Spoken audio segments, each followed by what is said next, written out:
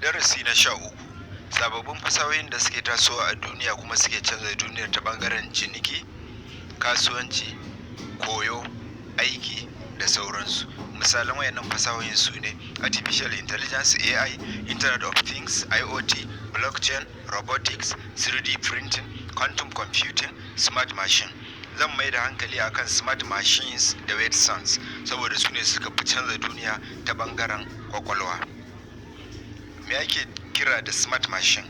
Duk na'urar da ko tsarin da yake amfani da Artificial Intelligence da Machine Learning da Data Analysis don ya koya, ya yanke hukunci, ya aiwatar kamar mutum, wannan shi ake cewa Smart Machine.